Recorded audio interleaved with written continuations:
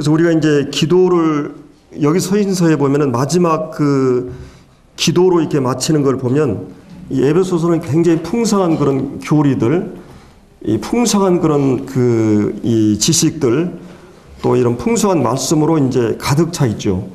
근데 이런 말씀들을 실제적으로 이것이 내 것이 되기 위해서는 이 말씀들이 실제 내게 습관이 되고 인격이 되고 이 삶의 한 부분이 되기 위해서는 반드시 이것이 기도의 과정을 거쳐야 된다는 것입니다. 그래서 사실은 이제 여기 전신갑주는 13절부터 17절까지 나오는 전신갑주는 한마디로 뭐예요? 이 말씀과 관련된 부분들이에요. 거의 대부분이. 이 복음의 말씀, 또 하나님 말씀과 관련된 부분이거든요. 그리고 이제 그 나머지 이제 여기 18절부터 20절은 기도와 관련되어 있습니다. 그래서 우리 그리스도인들에게 있어서 이 말씀과 기도는 이 톱니바퀴처럼 동전의 양면처럼 이것을 맞물려 가는 것이에요. 항상 우리가 이제 어떤 한쪽으로 치우치는 경우가 있는데 예를 들어서 말씀만 너무 강조하고 말씀 쪽에 치우치면 우리가 이성주의 합리주의가 될 수 있어요. 그리고 또 너무 기도만 강조하면 신비주의가 될 수 있습니다. 근데 항상 이것은 같이 맞물려 가야 되는 거거든요. 이 말씀과 기도. 그래서 이제 제가 언젠가 그런 얘기 했죠. 이 음식이 이 소화를 해가지고 음식이 진짜 내 몸에 내 것이 되기 위해서는 이 호흡을 통해서 산소가 들어가서 이 산소가 피를 이제 간의 영양분이 저장되어 있는데 그 간에 있는 영양분을 이 심장에서 피가 흡수해가지고 산소가 있어야만이 움직이게 됩니다. 그래서 전 세포로 이렇게 영양소들이 주입이 되게 되는데 그래서 기도가 없이는 이 말씀이 자기 것이 될 수가 없어요. 그래서 이제 기도가 그만큼 중요한 이런 생명과 진리, 의와 거룩, 은혜 이런 모든 복이 다 주께로부터 이제 기원되기 때문에 이런 마지막 기도를 통해서 그것이 자기 것이 되도록 이제 기도하고 있는 걸 볼 수 있습니다. 여기서 이제 중요한 거는 영적인 그런 무장, 이 전신갑주, 또 이 영적인 그런 말씀으로 우리가 무장하고 또 이런 실력과 능력, 은사, 지식 무엇이든 그것이 하나님 앞에 무릎을 꿇지 않게 되면 이것이 굉장히 해로운 것이 될 수 있습니다. 이 지식이라고 하는 게 어떤 지식이든지 이 지식이 하나님으로부터 모든 것이 흘러왔기 때문에 내게 주신 분에게 다시 태도를 보이지 않으면 이건 굉장히 위험한 지식이 될 수 있어요. 그래서 근원이 하나님께로 왔다. 그러므로 이제 우리의 모든 목적이 그 지식을 통해서 하나님께 영광을 돌려야 된다고 하는. 그래서 이제 주님께서 우리에게 허락하신 축복의 내용이든지 이런 능력이나 지혜, 이런 안목이나 긍휼이나 자비 무엇이든지 깨달으면 깨달을수록 우리가 더욱 기도해야겠다고 자신을 확인시켜야 됩니다. 그리고 이제 이것이 신자의 마땅한 결론이라고 할 수 있죠. 자, 우리에게 맡겨진 많은 사명들, 이 책임들, 우리가 이 구도자나 영혼들, 또 양떼들, 우리의 자녀들, 우리의 실력이나 지식으로 감당할 수 없는. 그래서 우리는 늘 주님 앞에서 자녀 문제 때문에 또 성도들 때문에 우리의 영혼들, 우리의 가까운 사람들 때문에 이 무시로 성령 안에서 기도해야 될 필요를 느끼게 됩니다. 그래서 마귀는 기도를 가장 싫어해요. 그래서 무슨 수를 쓰든지 기도하지 못하도록 이렇게 공략하는 것을 볼 수 있습니다.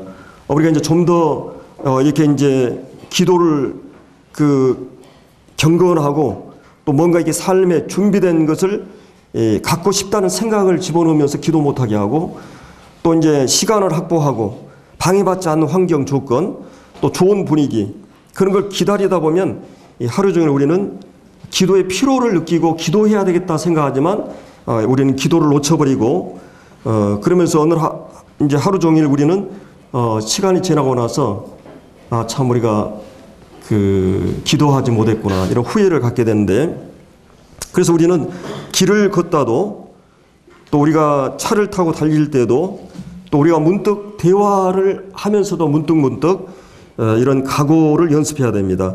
그리고 늘 우리가 가지고 있는 속에 있는 그런 소원들을 기도들을 성령 안에서 할 필요를 말해주고 있죠. 그래서 이제 우리가 이 기도는 얼마나 우리에게 이제 중요한 부분인지 모릅니다. 그래서 사도 바울은 여기서 이제 기도에 대한 부분을 이렇게 이제 얘기해 주고 있어요. 그래서 이제 기도에 있어서 가장 중요한 거는 뭐냐면, 이 기도란 무엇인가?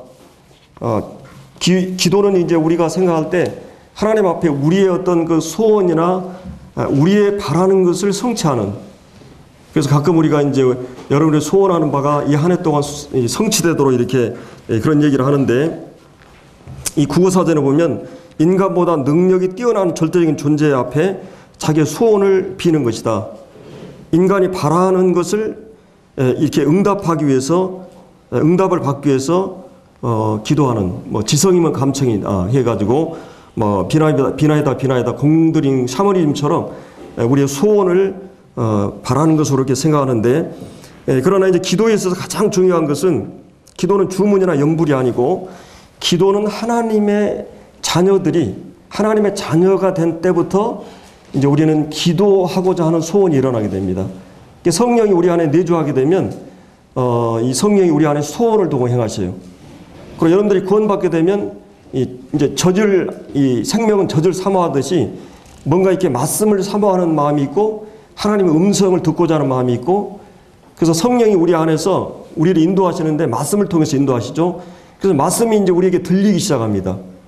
말씀이 들리게 되고 말씀이 보이게 되고, 그래서 들리게 되고 보이게 되면서 우리는 또 이제 이 말하게 돼 있어요. 그래서 이제 왜 우리가 기도하지 못하느냐? 기도하지 못하는 것은 듣지 못하기 때문이에요. 근데 이제 대부분의 모든 종교적인 기도는, 샤머니즘적인 기도는 들리지 않고 보이지 않는 데서부터 오는 기도는 다 종교적인 기도예요. 제가 처음에 기도에 대해서 내가 소원하고 바라는 것을 이루기 위해서 어떤 수단과 방법을 가리지 않고 공들이는 이것을 기도로 생각하는데, 기독교적 기도는 아닙니다. 먼저는 하나님의 음성이 들리고 하나님 말씀이 들리고 보이는 것에서부터 말이 뚫리게 돼 있어요. 왜 번외가 되냐면 듣지 않기 때문이거든요. 그래서 이제 우리가 기도는 하나님의 자녀가 되는 그 순간부터, 우리가 하나님의 자녀가 되면 본능적으로 이제 아버지를 부르게 돼 있어요. 그래서 우리가 하나님의 자녀가 되게 하기 위해서 성령으로 거듭나게 되는데, 이 거듭난 사람들 안에 성령이 내주하면서 성령이 이제 우리가 아들인 고로 이 아들을 명분을 얻게 하셨는데, 아들인 고로 아들의 영을 우리 안에 집어넣어 준다 그랬어요.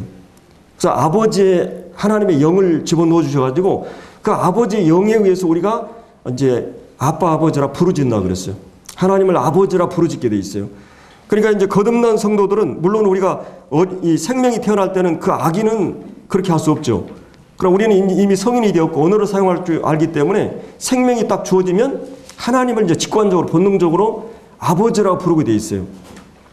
그래서 이제 양자의 영이라고 했어요. 이거를 양자의 영, 아들의 영, 그러니까 그리스도의 영, 아버지의 영, 이 성령님이죠. 성령님 내 안에 들어오면서 가장 먼저 하는 것은 하나님을 이제 아버지라고 부르짖게 돼 있어요. 그러니까 이제 거듭난 성도들은 뭐예요? 기도하게 됐다는 말이에요. 확실히 하나님의 생명이 들어가면 하나님께 기도하고 싶은 소원이 일어나요.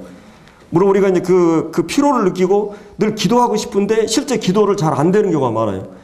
그리고 내가 특별한 시간에, 특별한 장소에, 특별한 내가 자세를 가지고 기도하는 것만 기도로 생각을 하는 거예요.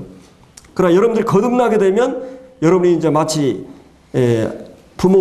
부모라든지 어떤 인격적인 관계를 통해서 말을 듣고 말을 하듯이 이제 대화를 시작하는 거예요. 그러니까 기도는 우리가 이제 대화라고 할 수 있죠. 그래서 우리가 이제 이 사람도 자꾸 이제 만나지 않으면 좋은 관계도 서먹하게 되잖아요. 근데 이제 자주 만나는 가까워질수록 이 대화가 이제 풍성해지고 오히려 가끔 만난 사람은 대화가 많을 것 같은데 이 많은 얘기를 할 것 같으니 그렇지 않습니다. 자주 만나서 늘 편하게 교제하는 사람들이 대화의 소재가 풍성하는 것을 볼 수가 있어요. 그래서 우리가 이제 주님 안에서 우리가 이제 이 구속의 궁극적인 목적은 주님이 내 안에, 내가 주님 안에 있는 일이에요. 그래서 이제 이 로마서 8장에서는 우리 그리스도 예수 안에 있는 자다. 또 성령이 우리 안에 내주한 자다. 성령이 우리 안에 있고 내가 그리스도 안에 있고 저가 내 안에, 내가 저 안에 있는. 그래서 이거는 다른 말로 하면 부부관계라고 할 수 있고 이제 긴밀한 어떤 우정의 관계가 될 수 있고 인격적인 가장 사랑의 관계가 형성이 된 겁니다. 그래서 서로 이 대화하고 서로 사랑을 나누고 하나님 음성을 듣기도 하고 우리가 하나님께 기도하는 이 말하는. 그래서 우리가 이제 축복과 저주의 차이가 뭐냐면 주님과 가까운 사람은 이 축복된 자죠. 이 주님과 멀어지는 게 저주입니다.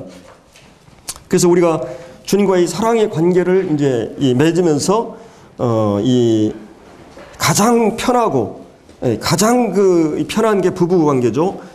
그래서 이제 주님 앞에 기도하게 되는 것입니다.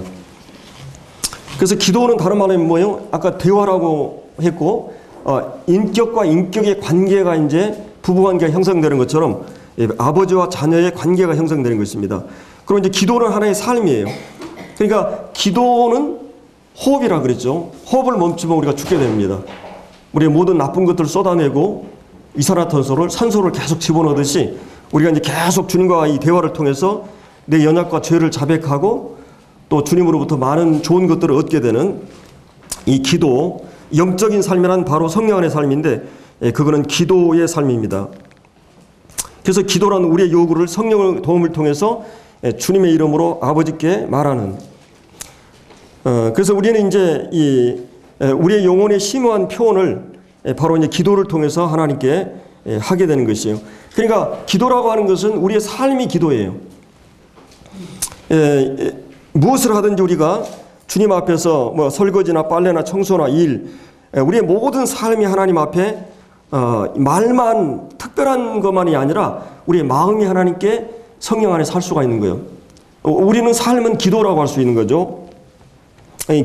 기도가 바로 이제 생활의 양식이고, 그래서 이제 기도는 하나님께 아뢰는, 또 하나님 우리에게 말씀하시는 거 듣는 시간이고, 그래서 이것이 성령 안에서 우리가 늘 가능할 수 있는, 성령이 내 안에 있으면서 시간과 공간을 초월해서 하나님께 말할 수 있는. 왜 우리가 이제 하나님께 기도하는 것이 어렵냐면, 한 가지는 뭐냐면 하나님께서 보이지 않는다는 것 때문에. 우리가 예를 들어서 어떤 형제, 어떤 친구, 어떤 사람과 만나서 대화하는 것은 그렇게 어렵지 않잖아요. 그리고 그 사람이 특별히 우리 가족이나 사랑하는 사람이고 늘 만나고 싶은 편한 사람이라면 그 사람과 대화하는 것이 즐겁죠. 그 사람 함께하는 것이 즐거워요. 그 사람과 만나는 것이 그렇게 즐겁습니다. 지루하지 않아요. 근데 여러분들이 기도하려고 마음 작심하고 하려면 어때요? 하나님은 보이지 않기 때문에 그 홀로 골방에서 은밀한 기도를 시작하면 한참 하다 보면 엉뚱한 생각을 하고 있어요. 이게 이제 굉장히 어려워. 또 많은 생각들이 산만하게 밀려와요. 그래서 나는 그래서 이제 될 수 있는 대로 기도를 할 때는, 그럴 때는 이제 소리를 내서 하는 게 좋아요. 저는 소리를 내서 하는데, 그렇지 않으면 눈을 뜨고 그냥 마음으로 저는 책상에 앉아서 해요. 주님, 예를 들어서 뭐 우리 지금 뭐 김교정제를 위해서 기도하겠습니다. 김교정님 좀 잘했겠죠? 주어진 일 충실하게 하고. 그냥 편하게 주보를 보면서 그 형제를 위해서 눈을 뜨고 마음으로 하는 거예요. 영으로. 때로는 아주 피곤한 때는 누워서 그냥 주님, 제가 피곤해가지고요. 그래도 기도하는 거죠. 영으로 하니까 하나님의 인격이고, 내가 내 아내하고 누워있는데 누웠다고 건방지다고 그러겠어요? 여보 그러고 대화하는데. 하나님은 물론 제가 그렇다고 해서 하나님을 이제 A를 갖추지 말라는 말 아니에요. 우리 정말 무릎을 꿇고 하나님 앞에 기도하는 거 필요합니다. 근데 가끔은 이제 우리가 부부가 대화하듯이 영으로 차를 타고 가다도 내가 내 아내 옆에 있으면 늘 대화하잖아요. 기도를 그렇게, 기도는 어떤 의미에서 굉장히 씨름이고 어려운 것 같으면서도 또 어떻게 보면 기도는 자연스러운 것이에요. 이 거듭난 성도들에게는.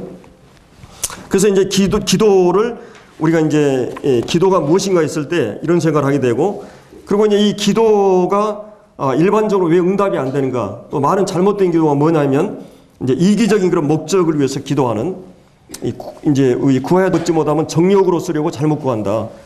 또 우리가 이제 죄악을 품으면 주님이 듣지 않는다. 여호와의 손이 짧아 구원치 못하심이 아니요 귀가 둔하여 듣지 못하심이 아니라 오직 너희 죄악이 너희와 하나님 사이를 이었다. 그래서 우리가 어떤 것이든지 죄가 생각나면 자백하는 게 필요합니다. 주님 앞에. 그러면 우리가 이제 이 기도가 소통되게 되죠. 너희가 부부관계 불화하게 되면 기도가 막힌다 그랬습니다. 형제간에 용서하지 않으면 기도가 막힌다 그랬어요. 또 하나님께서 하나님 말씀을 청종하고 듣지 않으면, 여러분들이 기도 생활에 있어서 또 뭐가 문제냐면요, 여러분들이 하나님 계명을 지키는 자들을 주님이 기도로 응답한다 그랬어요. 그러니까 하나님이 왜 듣지 않느냐, 말씀 우리가 순종하지 않기 때문에 기도가 막힐 수가 있어요. 그래서 우리 하나님 말씀을 청종하지 않은 기도는 가정하다. 또 마음속에 품은 우상 때문에 기도가 막힌다 그랬어요. 에스겔서에 보면 예를 들어서 내가 주님보다 더 사랑하는 것이 있다. 주님보다 더 중심에 두는 것이 있다면 우리의 기도는 그것을 위해서 하나님 수단을 하기 때문에 그래서 기도의 가장 중요한 것은 이 성령 안에서 기도의 두 가지 요약을 하자면 하나님의 뜻과 관련된 것을 확인하는 것이요. 이게 이제 먼저는 하나님과 우리의 관계가 중요해요. 내가 이 하나님 앞에 뭐 용돈 쓰기 위해서 어떻게 해야 되느냐. 그보다 더 중요한 게 뭐예요? 그분이 내게 있어서 아버지인가에 중요해요. 관계가 중요해요. 그 다음에 두 번째 정당한가 그 기도가. 그러니까 하나님과 우리의 관계에 내가 이렇게 우리 아빠한테 가가지고 뭐 언제든지 용돈 달라 이렇게 얘기할 수 있는 거는 뭐예요? 그러니까 이제 누가복음 11장에 나오는 강청의 기도가 있어요. 어떤 그 친구가 있는데 벗이 있는데 너무나 이제 시장하고 배가 고파가지고 친구의 집에 갔어요. 근데 그때가 밤중이 넘어가지고 막 이제 잠이 깊이 든 상태에서 막 쾅쾅쾅 두드리면서 내가 지금 너무나 배가 고파서 빵도 달라고. 근데 친구이기 때문에 들려준 게 아니라 뭐라 그랬어요? 예, 귀찮기 때문에. 예, 귀찮기 때문에. 그래서 물론 하나님께서 귀찮게 하면은 뭐 그냥 어거지 쓰고 막 억지 부리면 하나님 들어준다 그런 말이 아니고 우리에게 있어서는 때를 쓸 수 있는 대상이 생겼다는 거예요. 어떻게 보면 뻔뻔하게 말할 수 있는 대상, 그게 아버지예요. 아버지는 당당하게 뻔뻔스럽게 강청할 수 있는 대상이라는 거예요. 무엇이든지 들어준다는 말이 아니라 그분과 우리의 관계가 무엇이 강청하면 우리는 자식이라는 거예요. 여러분들이 우리의 자식은 보여요, 눈에. 그렇죠? 여러분 운동할 때 여러분 내 자식이 딱 보여요. 내 자식의 소리가 들려요. 왜냐하면 그 특별한 관계이고 사랑의 대상이기 때문에. 그럼 하나님께서 여러분의 기도를 잘 아십니다.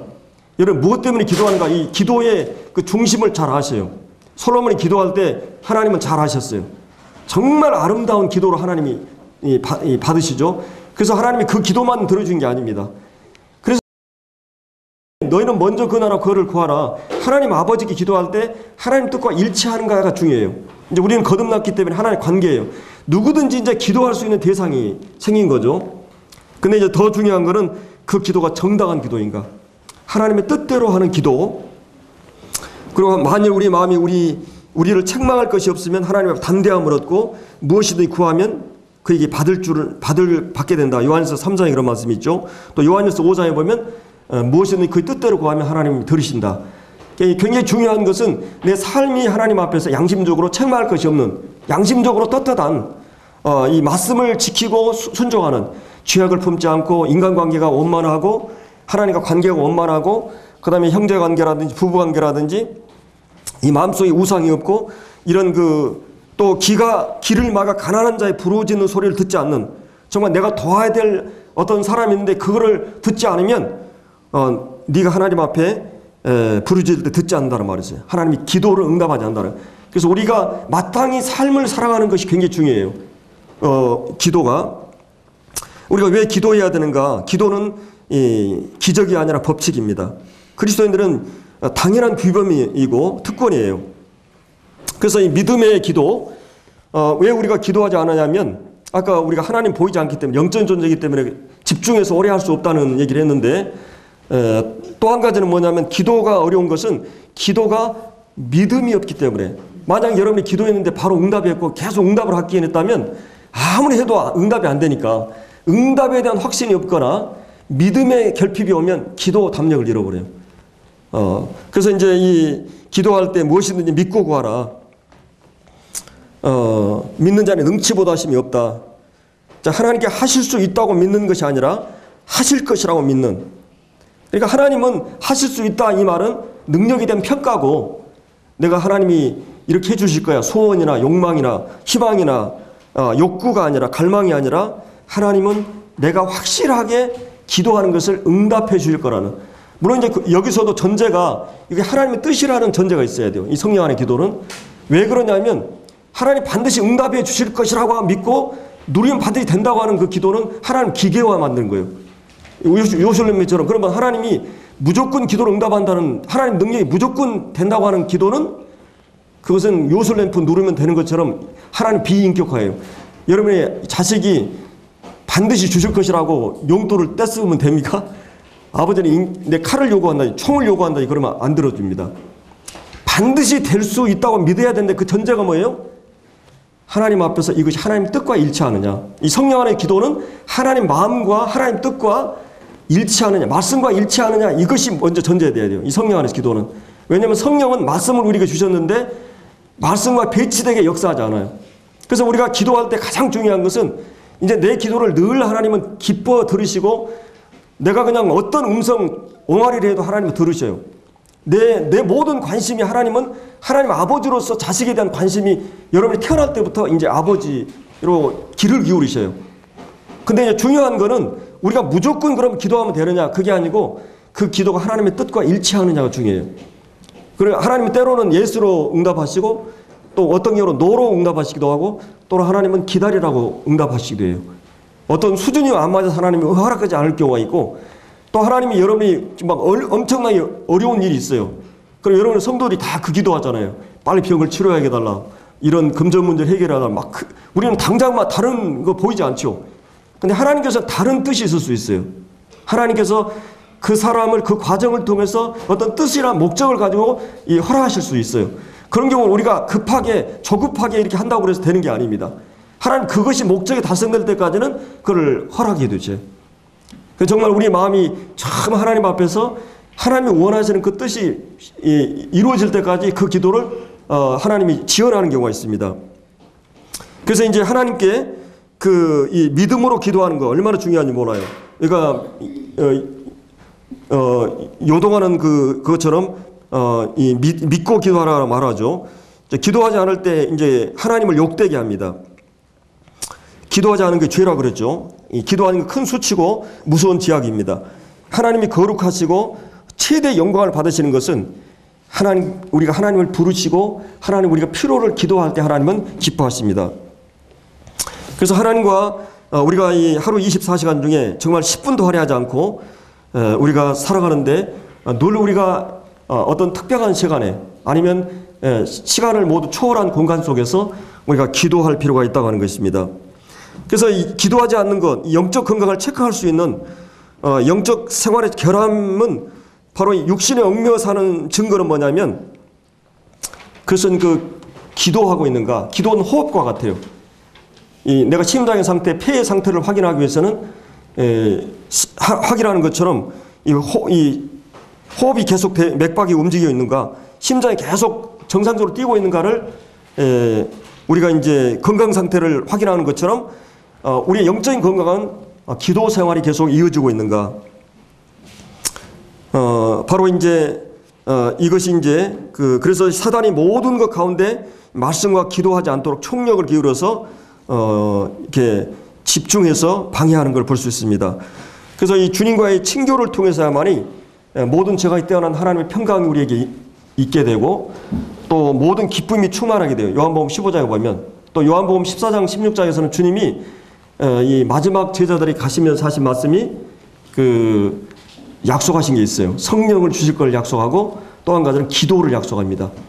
그래서 우리 그리스도인의 삶에 있어서 신앙의 핵심은 기도와 말씀이에요. 말씀이 끊기면 안 되고 함께 가야 되는 것은 기도예요. 우리가 하나님께 나아가는 것. 구약에서 선지자들은 하나님께 말씀을 주셨고 세상들은 하나님께 나아갔어요. 피를 통해서. 그리스도 이름으로 이제 예수 이름으로 우리가 하나님께 기도하고 나아가죠.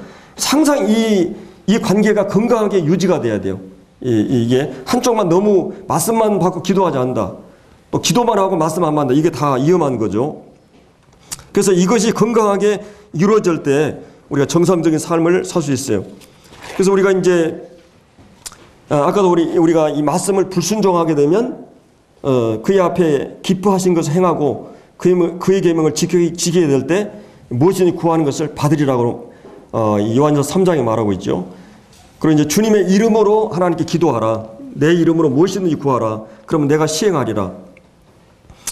자, 예수님의 이름으로 기도하는 것은 예수님의 십자가의 공로를 의지해서 하나님께 나아가는 거죠. 예수님의 이름 안에는 그분이 어떤 분이고 하나님 되시고 사람 되시고 그분이 어떤 일을 하셨는가 그분이 십자가에서 우리 죄를 사하시고 부활하신. 그래서 이 예수님이라는 카드, 예수님이라는 카드를 내밀게 되면 우리는 언제든지 하나님께서 기도를 받을 수가 있는 것입니다. 예수님의 이름은 서명수표와 같아요. 예수님의 신용 때문에, 예수님의 업적 때문에 하나님께서 기도를 받으시는 거예요. 그래서 그를 향하여 우리가 가진 바 담대한 것은 그의 뜻대로 무엇을 구하면 들으심이라. 바로 이 하나님의 뜻을 따라서 기도할 때 되는 것입니다. 하나님께 지혜가 부족하거든 너희가 구하라. 그럼 주실 것이다. 그러면 지혜를 구하는 것은 확실히 하나님 뜻이에요. 일꾼을 위해서 기도하는 건 확실한 뜻이죠. 성도들을 위해서 기도하는 건 확실한 하나님 뜻이에요. 영혼들을 위해서 기도하는 건 확실히 하나님 뜻입니다. 성경에 명백하게 나와 있는 하나님 뜻이 있어요. 그래서 이 성령님이 말씀을 통해서 하나님 뜻이 무엇인 것을 알게 해주시고 하나님 뜻대로 이제 성령이 우리를 위해서 간구하시는 걸 볼 수 있어요. 자, 우리는 이제 성령 안에서 성령 안에서 삼위의 하나님의 관계를 생각해야 되죠.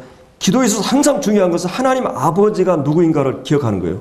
하나님 아버지가 누구인가. 기도를 할 때 아버지 하나님을 많이 알수록 실제적으로 기도가 자연스럽게 나올 수 있어요. 근데 경험적으로 하나님을 알게 되면 경험으로 아는 것은 원고가 필요 없잖아요. 예를 들어서 옛날에 할머니들 보면 다 그냥 막 손주까지 막 생일이고 뭐 다 기억을 합니다.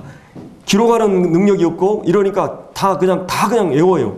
여러분 지금은 편리하니까 이게 이제 전화번호도 막 제대로 기억을 못 하잖아요. 근데 옛날에 보면 이 문화가 문명이 발달되지 않을 때는 다 외워야 되니까. 그래서 우리가 경험 속에서 익혀가지고 다 외워져. 그러면 언어 구사가 쉬워져요. 그러다 보니까 이 경험 속에서 주님을 실제적으로 많이 알게 되고, 이렇게 되면 또 말씀으로 충만하게 채워지면 기도하는 것이 자연스러워지겠죠. 그래서 이제 성령 안에서 이 아버지 하나님을 향해서 기도한다. 그리고 사도 바울이 이 에베소 1장에서 아버지 하나님을 알게 해달라고 기도하잖아요. 근데 아버지 하나님은 어떻게 알아요? 지혜와 계시의 영. 이 성령님은 지혜의 영이고 계시의 영이에요. 지혜와 계시의 영을 통해서 하나님을 알게 해달라고 기도해요. 그래서 이 하나님을 아는 것이 그 기도에 있어서 우리의 대상이 누구냐, 우리가 기도하는 대상이 누구냐, 이게 굉장히 중요해요.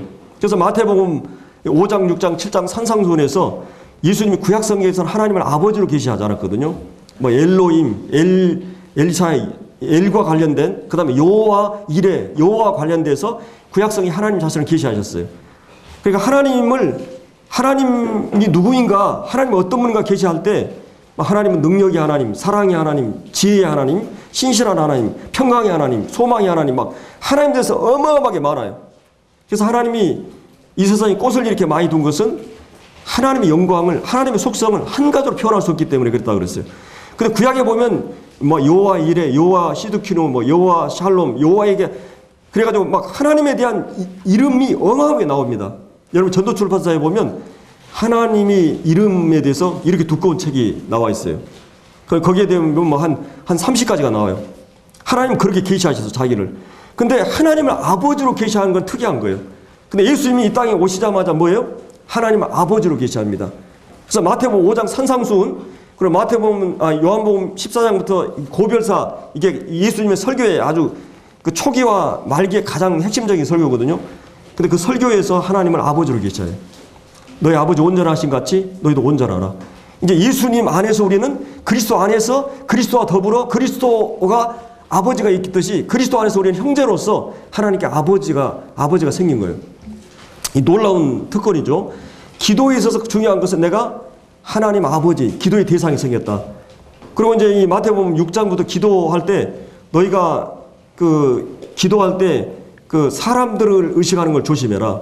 이제 특별히 공기도죠. 사람을 의식하고, 기도할 때는 이제 설교하거나 가르치거나 이게 설명하는 것보다는 하나님 앞에 하는 거죠. 여러분이 아버지 앞에 나가서 기도할 때 어떻게 해요? 아버지한테 일방적으로 막 하는 경우도 있겠죠. 그러나 우리가 아버지를, 인격을, 대상을 생각하고 그 대상 앞에서 기도하는 거예요. 물론 이제 하나님은 우리의 모든 것을 아시기 때문에 우리가 하나님 앞에 이제 하는 거죠. 근데 이제 항상 사람을 너무 지나치게 의식하면 안 돼요. 물론 이제 경기도는 전혀 의식하지 않을 수 없어요. 근데 하나님을 의식하고 하는 기도죠. 기도. 그리고 또 한 가지 기도가 뭐예요? 왜 그랬습니까? 하나님께서 우리의 기도를 다 알고 계신다. 보고 계신다. 듣고 계신다는 말씀이에요. 그리고 또 한 가지는 이제 중언부언 기도, 이방인의 기도의 특징이었어요. 유대인의 기도는 유대인들이 종교적으로 타락하니까 그냥 이렇게 기도했어요. 사람들을 의식하고 이렇게 사람들이 들리도록 자기 경건을 드러내고 싶어서, 자아를 드러내고 싶어서, 근데 그걸 이제 경계시킵니다. 은밀하게 하나님 앞에, 은밀하게 기도하는 것은 하나님을 의식하면서 하는 기도를 하는 것이에요. 그리고 또 한 가지는 기도를 이제 중언부언 하지 마라. 이방인의 기도는 주문 외우듯이 계속 일방적으로 하는 기도예요. 근데 하나님께서 너희가 뭘 기도할까 다 아신다. 그럼 우리가 생각할 때 하나님이 그냥 다 아시는데, 구원받은 사람 다 선택하시고 우리 다 알고 있는데 너희 기도하기 전에 다 알고 계신데 뭐 기도할 필요가 있느냐. 근데 하나님께서는 그러나 기도하라고 명령하셨어요. 하나님이 기도하라고 명령하고 전도하라고 명령하셨어요. 그러니까 하나님께서 어떤 것을 우리에게 주실 때는 기도라는 방식을 통해서 우리에게 주신다고 하는 것을 결정하신 분이에요. 여러분, 이거를 쉽게 얘기하면 농부가 그 농사를 지을 때 하나님이 주신 비와 그다음에 햇빛이 있잖아요. 근데 농사꾼들이 씨를 뿌리고 가꾸지 않으면 열매를 얻을 수가 없어요. 이 기도도 마찬가지, 전도도 마찬가지예요. 하나님 편에서 모든 조건을 주셨는데 우리 편에서도 해야 될 일이 있어요. 여러분이 예를 들어서 왜 우리가 교회가 부흥하지 않느냐, 왜 우리가 이렇게 열매들이 없느냐, 왜 인격이 변화가 없느냐, 왜 우리가 이렇게 왜 안 되느냐, 주일학교가 안 되느냐, 왜 안 되느냐, 많은 것 가운데 야고보 4장에 뭐라고 그랬어요? 얻지 못하면 구하지 않기 때문이다. 구하지 않기 때문이다. 정말 기도다운 기도를 하고 구하면 이 구하는 걸 통해서 다 얻게 된다 그래요. 물론 이제 우리의 욕심이나 욕망을 채워주는 거 아니에요. 하나님 봤을 때 이게 합당하고 일치되면 얻는데 그건 기도의 방법을 얘기했어요. 그러니까 기도하고 전도하는 것 항상 이제 같이 가야 되는 문제죠. 그래서 하나님께서 모든 것을 아시지만 이제 그렇게 한다고 해요. 그래서 이 하나님께서는 아버지로서 우리의 기도를 들으셔요. 그리고 이제 주님께서 이 기도하실 때 뭐라 그랬어요?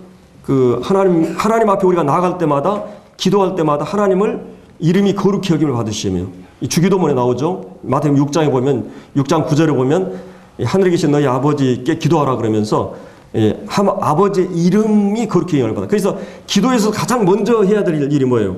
하나님 앞에서 물론 이제 우리가 죄가 있으면 먼저 고백하는 게 필요하죠. 자백하고 죄악을 보면 득지 않기 때문에 먼저 하나님 앞에 자백하고 죄를 버리는 게 필요하고, 그 다음에 그 하나님을 이 대상을 생각하면서 하나님이 어떤 분인가 연상하고 상기하는 거죠. 그럼 아버지 하나님은 어떤 분인가? 아버지 하나님 실제로 알게 될 때, 이 말씀을 통해서 예수 그리스도를 통해서 우리가 하나님을 알게 될 때, 그래서 이 에베소서 1장에서는 하나님을 알게 해달라고 기도했어요. 에베소 3장에서는 뭘 기도해요? 성령의 능력을 통해 속사람을 강건하게 되고 믿음으로 그리스도가 너희 마음에 계시게 되면서 주님과 우리가 더불어 교제하면서 이 모든 것 초월하는 그리스도의 하나님 아버지의 사랑을 깨닫고 그 넓이와 길이와 높이였다함을 깨달아 입체적인 사랑과 그 사랑의 깊이를 깨닫고 경험하도록 하나님을 알도록 기도했고, 하나님의 성품을 위해서 기도해요. 그럼 성령은 어떤 영이냐? 성령은 진리의 영이에요. 말씀을 통해서 하나님이 어떤 분인가 알게 하시고, 성령은 거룩한 영이고 사랑의 영이에요. 성품의 영이에요. 그래서 성령이 우리 안에서 오셔서 하신 최고의 일들이 뭐냐면 말씀들을 깨닫게 하는 일을 하십니다. 하나님 말씀이 깨달아지고 들리고 하게 성령이 하시는 일이에요. 또 한 가지는 여러분의 성품을, 이 모란 성품들을 사랑의 성품으로 주님을 닮은, 하나님을 닮은 성령의 열매를 맺도록 계속 성품을 하는 일이에요. 그래서 성령이 우리 안에 하신 최대 목표는 뭐냐면 말씀을 통해서 깨닫게 하시고 이 말씀을 순종하게 하는 과정을 통해서 여러분 성품하는 것이에요. 그렇지 않으면 우리의 신앙이 계속 맴돌고 있고 발전이 없다고 하면 여러분 아직도 주님의 성품, 사랑을 담지 않았다. 거룩한 이 세상을 좋아하고 죄를 좋아하고 이런다. 그러면 여전히 아직도 여러분은 성령의 음성에 복종하지 않고 있는 것이에요. 이 시간이 많이 걸릴 수 있는 거죠. 그래서 이제 이 성령님 안에서의 기도는 어떤 기도냐? 바로 이 아버지 하나님을 알게 하는 기도고 아버지 하나님의 성품을 닮아가게 하는 기도예요. 그러니까 아버지의 뜻과 일치하고 말씀과 일치하고 그런 기도가 되겠죠. 이 성령 안에서 기도는. 그리고 이제 이 마태복음 6장에 보면 그 아버지 하나님 이름을 위해서 기도하자. 이름이 거룩히 여김을 받아. 그러니까 하나님께 영광과 찬양과 경배와 하나님께 감사하는, 먼저 하나님이 어떤 분인가 알게 되면 그분에 대해서 우리가 마음을 다해서 높이고 싶고 찬양하고 싶은 이것이 이제 먼저 기도에 있어서 전제가 돼요. 그 다음에 이제 기도가 뭐예요? 이 하나님의 나라가 임하고 그 다음에 아버지의 뜻이 이루어지게 기도해요. 하나님의 뜻대로 기도하고 하나님 나라를 위해서 기도해요. 물론 이게 하나님 나라가 내 개인 안에 통치가 이루어지도록, 그리고 구원받지 않은 사람들이 하나님 통치가 이루어져서 구원받는 사람 확장이 되도록, 그리고 이제 하나님의 뜻은 이 성경 가운데 많이 나타나 있잖아요. 그 뜻이 온전히 이루어지도록 기도하는 것입니다. 이 성령으로 우리가 이제 살라, 그러면 성령으로 행할지니라, 또 성령으로 봉사하라. 이 빌립보 3장에 성령으로 기도하라, 유다서에 보면, 그리고 성령이 나타나는 능력으로 전도하고 설교하라, 성령으로 교제하라, 이 빌립보서 2장에 보면, 또 성령으로 예배하라, 신령과 진정으로 예배하라. 그러니까 우리는 이제 성령이 거듭난 사람들에게 아들이 된 자들은 아들의 영을 우리 안에 보내주셔가지고 이제 아바 아버지라 부르짖기예요. 성령이 말할 수 없는 탄식으로 기도하는 것은 바로 우리로 탄식을 유발하기예요. 기도하도록 우리 안에 역사하는 거죠. 그래서 이제 우리는 성령을 따라 살 수가 없어요. 성령이 우리에게 말씀의 음성을 들려주고 말씀을 깨닫게 하고, 잘못하면 우리를 가책하고 이 말씀을 통해서 우리가 바른 길로 가도록 이렇게 하십니다. 그래서 이제 능력 있는 기도는 바로 이 성령 안에서 믿음으로 하는 기도죠. 믿음으로 하는 기도. 그리고 이제 성령이 우리를 이 아버지의 존재로 소개하고 인도하십니다. 그래서 에베소 2장에 보면 우리가 저로 말미암아, 예수님으로 말미암아 또 우리 둘이 이방인과 유대인이 성령 안에서 아버지께 나아감을 한다 그랬어요. 그러니까 예수 그리스도의 이름으로, 예수 그리스도의 피를 가지고 하나님께 나아가고 이제 성령 안에서 이 기도하는 것이에요. 그래서 이 성령은 양자의 영으로 부르짖 있게 하고, 그 다음에 이제 성령은 우리의 가장 문제는 뭐냐면 무지하고 무능이에요. 무지와 무능. 그러니까 로마서 8장에 보면 성령이 우리가 마땅히 빌 바를 알지 못한다 그랬어요. 여러분이 기도할 때 아주 특별한 상황에서, 제가 어느 장례식에 갔는데 갑자기 어떤 형제님이 조전한 형제님 기도 좀 해주세요. 그래요. 갑자기 그냥 머리가 그냥 하얗다고 그러나요? 아무 생각이 없는 거예요. 그래서 우리 이승열 자매님 아버님 돌아가셨을 때 우리 김강수 선생님 그런 것 같은데 아주 그냥 당황스러웠던 때가 있었거든요. 그러니까 뭔가 사전에 좀 그래야 되는데 기도하는데 그냥 한참 기도하고 있는데 아이고 이제 기도가 끝났나 보다 그랬는데 그럴 경우가 있어요. 근데 어떤 일이 딱 닥치면 우리가 어떻게 기도해야 되지? 무엇을 기도해야 되지? 어떤 상황이 딱 터지면 기도가 딱 막힐 때가 있습니다. 예. 근데 마땅히 빌 바를 알지 못한다. 이게 우리의 연약함을 도우기 위해서 성령이 우리 안에 계셔요. 연약한다고 하는 것은 우리는 육신적으로도 연약하고요. 이 질병에 의해서 연약하고 또 이 돈에 세상에 약하고 드라마에 약하고 우리 굉장히 약한 게 많아요. 우리 약한 게 참 많아요. 또 정신적으로도 우리의 결심과 의지가 약하고 우리가 늘 약해요. 정신적으로 약해요. 근데 영적으로 무엇보다 약해요. 마땅히 빌 바를 알지 못하는 역함. 근데 성령이 우리 속에서 말할 수 없는 탄식으로 하나님 뜻대로 우리를 위해서 기도해 주신다. 성령이 우리를 기도하시고 기도를 가르치시는 일을 하셔요. 이 성령이. 그래서 이제 이 성령이 우리 안에서 이렇게 이제 말할 수 없는 탄식으로 기도하시는 것을 이게 이제 이 말씀 가운데서 볼 수가 있습니다. 그래서 이제 여기에 보면은 성령이 우리를 어떻게 도우시는가? 이 성령이 친히 간구해 주신다. 그리고 이제 말할 수 없는 탄식으로, 말로 형용할 수 없는 탄식으로 기도해 줍니다. 성경에 보면 여러분 말할 수 없다는 그 말이 많이 나와요. 말할 수 없는 은사를 우리에게 주셨다. 우리가 주님을 보전보다는 사랑하는도다. 그러나 말할 수 없는 영광스러운 즐거움, 영광스러운 그 영적인 즐거움, 그다음에 하나님이 주신 은사, 은혜는 말할 수 없는 거죠. 그리고 이제 고린도 12장에서도 사도 바울이 삼층청에 올라가고 천국을 잠깐 보면서 이게 가히 말로 어떻게 형용할 수 없다고 그런 말이에요. 말로 설명이 안 돼요. 그래서 이 고린도서 2장 7절인가 보면 하나님께서 자기를 사랑하는 자들에게 예비하신 모든 것, 그 눈으로 보지 못하고 귀로 듣지 못하고 사람은 생각으로 상상할 수 없다고 하는 말이 있거든요.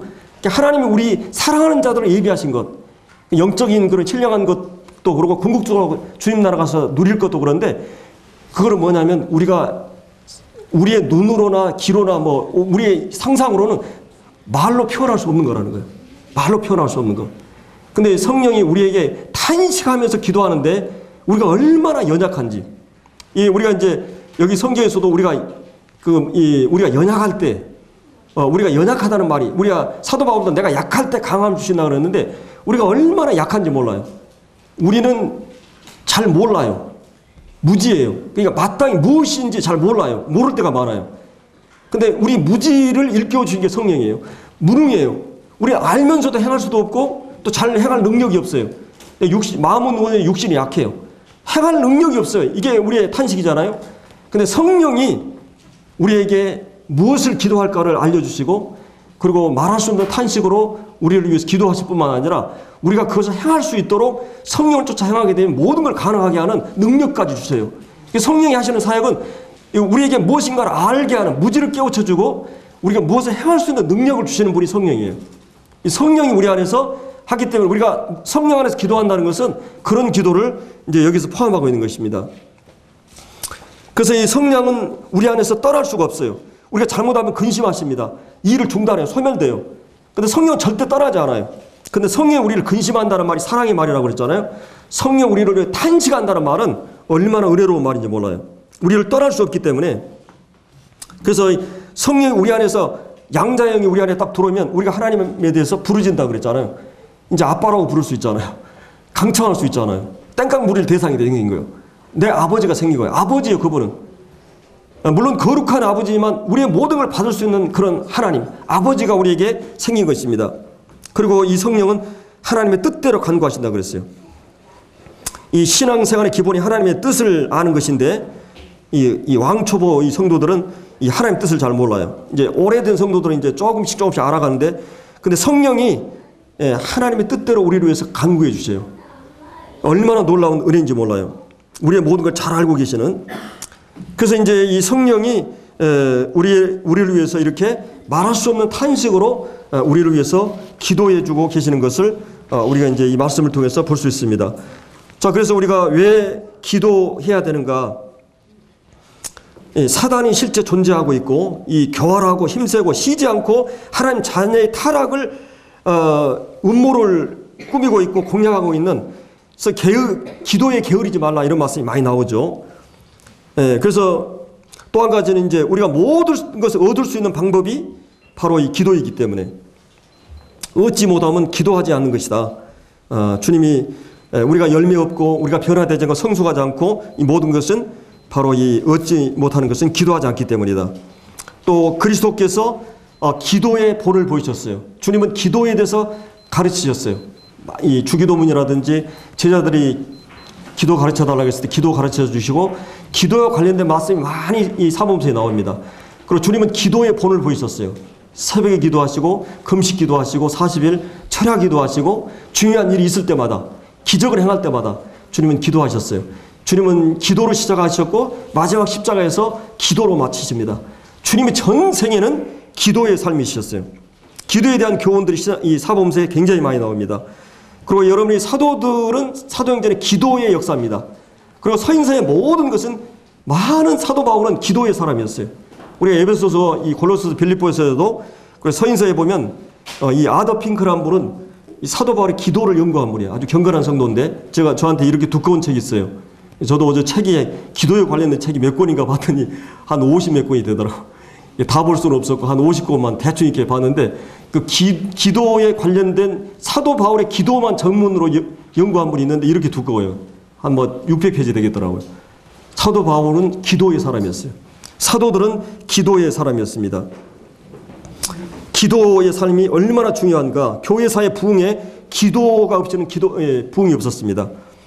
그리고 우리가 때를 따라 돕는 은혜. 늘 우리는 실수가 많잖아요. 알게 모르게 실수가 많잖아요. 주님의 긍휼하심과 때를 따라 돕는 은혜. 이것은 그때그때마다 은혜가 필요해요. 우리가 자주 넘어지니까 때를 따라 돕는 은혜, 긍휼을 얻기 위해서 은혜의 보좌 앞에 늘 담대히 나가라고 이 히브리 4장에서 말하고 있죠. 그래서 이 기도할 때 우리는 영적으로 충만하게 되고 평강을 얻게 되고 이 기도할 때 이 자유함을 얻게 됩니다. 그리고 기도는 성령 충만의 이 방법이 돼요. 구하라 그러면 주실 것, 찾으라 찾을 것이요, 두드려 열릴 것이요, 구하니만 얻을 것이요, 찾는 게 찾을 것이요, 두드리면 열릴 것이다. 아비가 약한 자라도 생선을 달라면 뱀을 주고 떡을 달라면 돌을 줄 사람이 있겠느냐. 이 악한 자라도 자식에게 좋은 걸 줄 줄 알거든. 하물며 하늘에 계신 너희 아버지께서 좋은 것을 주지 않겠느냐. 이 마태복음 7장에 나오는 말씀이 누가복음에서는 성령을 주지 않겠느냐 그랬어요. 여러분이 기도를 많이 하게 되면 성령 충만하게 됩니다. 사실은 기도 생활이 시작되면요, 내 삶이 정리가 돼야 돼요. 거룩한 삶이 돼야 되고, 죄가 멀어지고, 세상이 멀어지고, 내가 우상이 멀어지고, 하나님 중립의 삶이 돼야만이 기도가 되거든요. 여러분, 어떤 데 기도가 잘 안 될 때가 있어요. 내가 멋대로 막 화를 내고, 내가 막 거짓말 해버리고, 내 마음대로 막 했는데 기도가 됩니까? 막혀버려요. 성령이 기도를 딱 막히는 거예요. 여러분, 기도가 막히는 것은 삶이 정결하지 않다는 것이에요. 마음이 진실하지 않고 정결하지 않은 것이에요. 성령 안에서 기도는 바로 성령이 이 마음이 청결한 자 안에 역사하기 때문에 기도가 막히는 것입니다. 인간관계가 어려워지고 또 이 삶이 정결하지 않으면 기도가 딱 막히거든요. 기도하는 사람이 경건한 사람이에요. 기도의 능력. 그래서 이 기도는 이 놀라운 능력을 가지고 있습니다. 현대 교회가 필요한 것은 더 많은 좋은 기계 문명이나 새로운 조직이나 신기하고 기발한 방법이나 프로그램이 아니고 회의나 이런 게 아닙니다. 성령이 쓸 수 있는 사람, 기도의 사람이 필요해요. 성령은 방법을 통해 흘러나오지 않고 거룩한 사람을 통해 흘러나옵니다. 하나님은 온 땅을 두루 감찰하사 전심으로 자기를 향하는 자들에게 능력을 베푸신다고 그랬어요. 인권이 형성되는 데는 20년이 걸려요. 설교를 작성하는데도 20년이 걸립니다. 진정한 설교는 생활의 문제예요. 인격의 문제예요. 인격이 성숙하면 그 설교가 충실해집니다. 설교자는 복음을 인격화하는 사람이에요. 강단 밖에서 거룩한 생활이 강단 안에서 거룩한 생활이 거룩한 설교가 될 수 있어요. 하나님 필요한 사람은 위대한 재능이나 수학이나 설교자가 아니라 이 거룩한 사람, 믿음과 사랑과 성실에 있어서 거룩한 사람. 참된 설교는 골방에서 이루어집니다. 홀로 하나님과 함께 있을 때 기도는 이 설교자를 만들어요. 그래서 자아와 세상에 대한 완전히 죽은 사람, 영혼을 죽이는 설교일수록 교리적으로 흠이 없는 정통 설교일 수 있어요. 그러니까 영혼을 살리는 설교는 기도의 설교입니다. 기도의 성격이 그 설교의 성격을 결정해요. 하나님에 대하여 사람들에게 말하는 것은 위대한 일이에요. 그러나 사람들을 위해서 하나님께 기도하는 일은 훨씬 더 위대하다 그랬어요. 오랜 시간 많은 기도로 그 생애의 인격을 형성하고, 그리고 이 성경의 모든 인물들, 하나님이 쓰셨던 성경의 위대한 인물들, 그리고 교회사의 위대한 인물들은 한 가지 공통점이 있는데 기도하는 사람이었어요. 어떤 경우는 2시간, 어떤 경우는 3시간, 어떤 경우는 4시간, 8시간까지 새벽 4시에 일어나가지고 역사의 위대한, 교회사의 위대한 위드필더라든지 웨슬러라든지 스펄전이라든지 무디라든지 찰스피니라든지 위대한 그 하나님이 대각성을 위해서 쓰신 인물들이 있는데, 노버트 맥체인이라든지 존 플리처라든지 찰스 시몬, 이런 사람들은 기도에 능했어요. 제가 이거를 다 말할 수 없어요. 여러분, 이엠 바운즈라고 기도에 대해서 7권의 책을 쓴 사람이 있거든요. 아주 그 훌륭한 기도의 사람인데 제가 그분의 글을 지금 잠깐 읽어드린 겁니다. 그래서 하나님께 역사에 있었던 위대한 인물들은 항상 새벽을 기도하는 사람이었어요. 말씀을 충분히 묵상하고 젖어서 하나님께 성령 안에서 기도하는 기도의 사람. 하나님을 향한 나태함이 가장 큰 죄예요. 헌신 없이 참된 기도가 없고 기도 없이 참된 헌신이 없어요. 마음에서 나오지 않은 말은 결코 마음에 이를 수 없고, 양심에 흘러나오지 않은 말은 양심을 꿰뚫을 수 없다 그랬어요. 이 마음보다 머리에 채워지는 설교가 아니라 효과보다 인정을 요구하는 설교가 될 수 있어요. 청중에게 경탄을 자아내는 이것은 마음의 변화를 가져오지 않습니다. 은혜보다도 지혜를, 계시보다 수사를, 경건보다 능변을, 성결보다 명성을 추구하는 설교가 되면 안 됩니다. 이 설교는 기도로부터, 삶으로부터, 거룩으로부터 흘러나와야 한다고 하는 거예요. 이게 이제 성령 안에서의 기도인 것을 말하고 있습니다. 제가 오늘 이 부분을 좀 더 다루고 싶었는데 시간이 됐기 때문에 여기 18절에 나오는 성령 안에서의 기도란 무엇인가, 이 부분에 대해서 우리가 이제 생각을 해봤습니다. 그리고 항상 깨어 기도하기를, 영적으로 깨어서 기도하기를, 특별히 성도들을 위해서 우리가 매일 중보기도를 하잖아요.